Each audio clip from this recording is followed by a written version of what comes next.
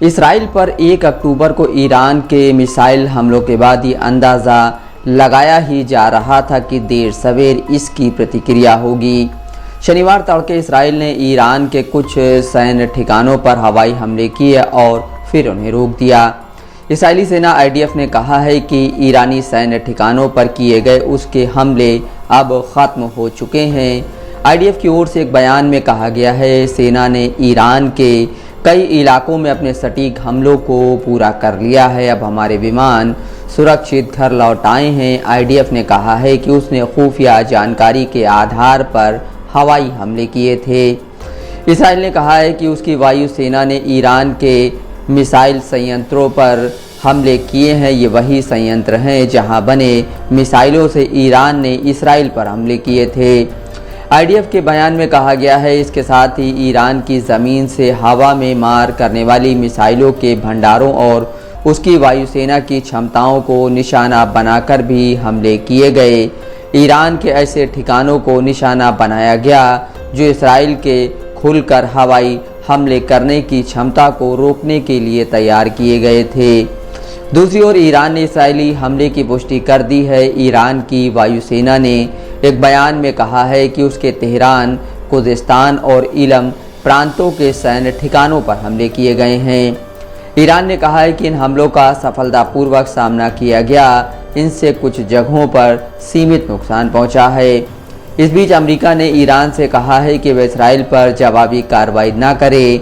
Biden प्रशासन के एक सीनियर अधिकारी ने अपने बयान में कहा है, अगर ईरान ने एक बार फिर हमला किया तो हम तैयार रहेंगे और ईरान को इसके नतीजे भुगतने होंगे। बयान में कहा गया है कि अमेरिका नहीं चाहता है कि ऐसी नौबत आए। ईरान से आ रहे वीडियो में दिख रहा है कि तेहरान के आसमान में चमकीली चीज़ें तैर रही हैं, साथ ही धमाकों की आवाज़ें भी सुनी जा सकती हैं। ईरानी मीडिया ने इस बात की पुष्टि की है कि इसराइल ने तेहरान के पश्चिमी इलाकों को निशाना बनाया था। हालांकि उसने कहा है कि इससे मामूली नुकसान ही हुआ है, जबकि इसराइल ने कहा है कि उसने 3 बार हमलों की झड़ी लगाई थी। अर्ध सरकारी समाचार एजेंसी तस्नीम ने कहा है कि इसराइल को इसके बराबर की प्रतिक्रिया देखने को मिल सकती है। इसराइली सेना ने पहले ही कहा है कि अगर ईरान ने तनाव बढ़ाने की नई कोशिश शुरू की तो वो जवाबी कार्रवाई के लिए मजबूर होगी।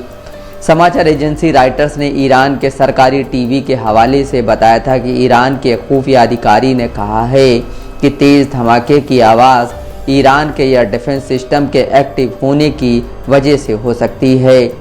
हालांकि ये अभी तक साफ नहीं है कि इसराइल ने ईरान में किस तरह के सैन्य ठिकानों को निशाना बनाया है। समाचार एजेंसी AFP ने ईरान के सरकारी टीवी चैनल के जरिए बताया है कि तेहरान के 2 एयरपोर्ट का संचालन सामान्य तरीके से हो रहा है।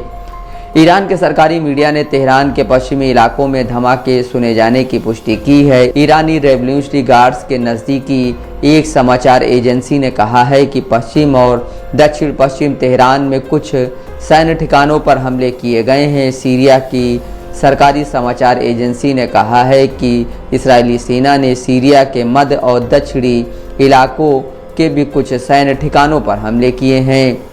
इजरायली प्रधानमंत्री बिन्यामिन नेतन्याहू के दफ्तर ने उनकी तस्वीर जारी की है, जिसमें उन्हें इस हमले के दौरान सैन्य मुख्यालय के ऑपरेशन सेंटर पर मौजूद दिखाया गया है। Bureau report, Dastak live news.